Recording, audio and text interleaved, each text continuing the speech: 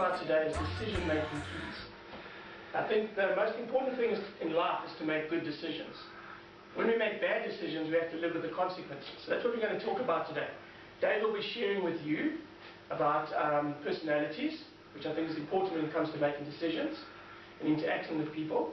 I'm going to talk to you about 4 keys which will help you to make decisions, get your decision-making average up, to put it that way. So that's what we're going to be talking about today. Now, when it comes to making decisions, there's often many choices.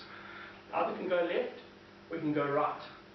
And it's about, I want to teach you how to make those choices to up that average. Tony Robbins made a very, very apt comment. He said, it's in your moments of decision that your destiny is shaped. And that is so true. Every decision you make will cost you something. You will have to pay in some way or another. Every decision you make has a consequence. It's either going to be a positive consequence or a negative consequence. So you want to make sound and informed decisions. I think that's the most important thing. You don't want to make abrupt decisions without thinking. And you basically get 3 types of decision makers. The first one is the unsure decision maker. This guy here. Okay, he's very, very unsure about the decisions he's made. I've drawn you a graph just to show you what his decisions look like. His decisions are always up and down, okay? Up, down, up, down, up, down, because he's very unsure about the decisions he's making, okay? This graph is not too bad. Many people would be happy with that graph, but still, he's not making good decisions. The second guy is the hasty decision maker, okay? Many of us are like that. Okay, very, very hasty. We jump in without thinking. His graph looks like that. Far worse than other guys. He's either up or he's down. And very often he gets so far down when he makes bad decisions, it takes him a long time to get back up again. So that's your hasty decision maker. Very, very up and down, very erratic, all over the place. Then you get your confident decision maker. Oh, goodness, I don't know how that got in here, but you get your confident decision maker who makes good decisions, okay? How would his graph look, okay? Let's have a look at that. His graph would look something like that, okay? He makes a decision. Very often his decisions are he makes a good decision, it's up. Then he'll make a whole lot of other decisions that plateaus, but you'll never generally find him dipping. It's always on a general climb upwards because he's confident in the decisions he's made. How does he become confident? And that's what we're going to talk about today. I'm going to teach you some skills today that will help you to become more confident in your decision making. Very often, when we make decisions, we have to realize that we are in the here and now. The decision we're making is right here and now. This is the point of our decision. Okay? And what is our motivation for making that decision? We often don't think about that. And I know for me personally, since I got married and I had kids, okay, as parents, we're always in the here and now. And we always got to think about our motivation, and generally, very, very often our motivation for making decisions is for our children. And your vision, where do you want to end up when you make that decision? I think that's important. So it's a here and now, making a decision now. What is your motive for making that decision? And where you're going to end up after you've made that decision. I think that's very, very important. So we're going to talk about the 4 decision-making keys. And these are the decision-making keys we're talking about today. But before we do that, I think this is imperative, and I always say this to myself. Before I make a decision, I must slow down. Because if we make a decision hastily, without slowing down, we often make the wrong decision. So you need to slow down, take time to think about what you're about to do.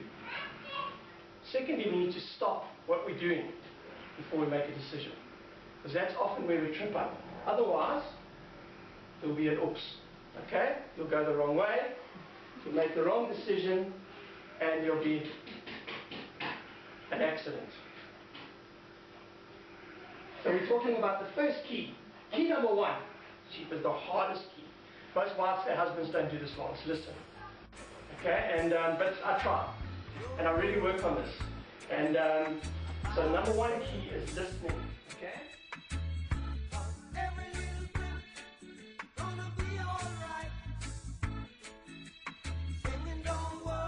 I've been asked on a number of occasions through the writing of this book to tell people, say what they like.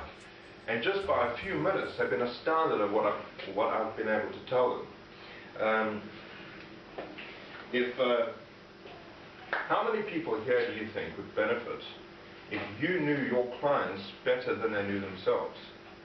I mean, if you had the information or the ability to be able to say, well, I've talked to this person for a few minutes, now I can actually tell what they like, and let me talk to them, and let me address them based on their personality. I think it would give you a great edge into understanding what they're all about.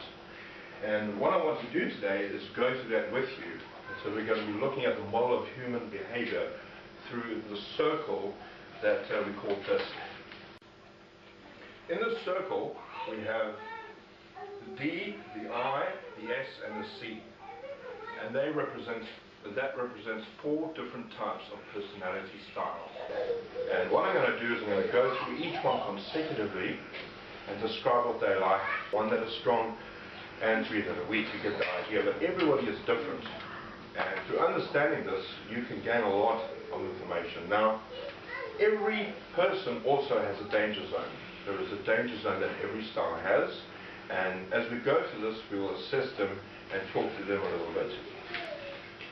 So what I'm going to do is I'm going to go through the D type of personality. And for the D, we have the first word, and that is dominant. They are very dominant. They exercise power over situations and control. They need to be the dominant figure in the situation or in a room. The next word is direct. They are very direct. They don't beat around the bush. They will talk to you and get straight to the point, and there won't be any two words about it. You'll know exactly what they're talking about. If they don't tell you about their family and the trip they went on, they just get straight to it. And they can get often irritated if you don't follow what they're saying. The next word is demanding. They are very demanding. They require a lot. They require a lot from people. And sometimes they can be a little bit pushy, and they'll get this information by just pushing you a little bit all the time. The next word is decisive. They are very decisive. When they have a goal and they want to know the exact steps to take to make this goal happen. So they are very decisive and they want to know what to do. 1, 2, 3, let's get it done. The next word, they are determined.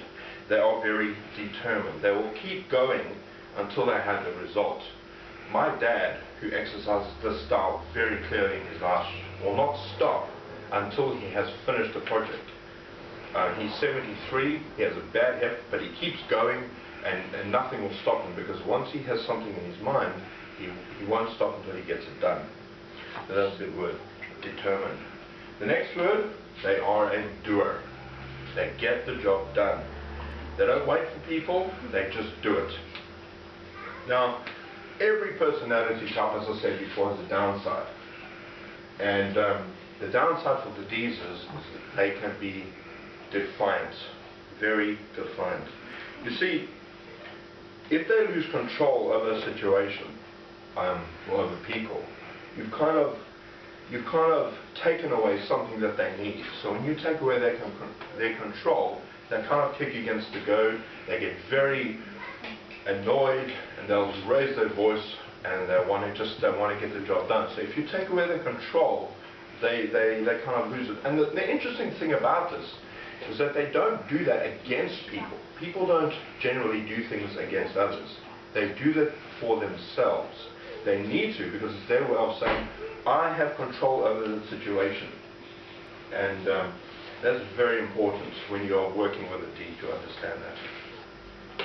So that's the interesting thing about personalities. And what I'd like to do, I'd like to just illustrate something for you. When my dad was going to the airport with a friend of his, and his friend was 99 years old, a very dear friend of the family. He could hardly see, very frail. And so what my dad did is he parked in the disabled parking. And right as he parked there, a cop came up and was about to write him a ticket. And my dad just sat there in the car, and he just thought, man, what am I going to do? But the cop, he said to the cop, look, I'm just parking here because my friend here is 99 years old, he can barely see, and I just want to help him out of it. And the cop said, so I shouldn't write you a ticket? And then my dad said something which he should have said, and he said, no, you have every right to write me a ticket. I totally understand you well within your rights. And the cop just put the book in his pocket, and he went on his way. Because what my dad did there is he understood that he was coming from a D-type personality, somebody who was direct, he didn't beat around the bush, he just wanted answers, and he gave this cop the control that he wanted. And very often when people are given that control or in that position, they will make a choice where they can say, you know what, I want to help this person that they are in control. And that's the amazing thing about personalities. You can work with people to such an extent where you can actually know better about them than they know about themselves, which I think gives people a great advantage. Thank you very much. I hope you enjoyed this.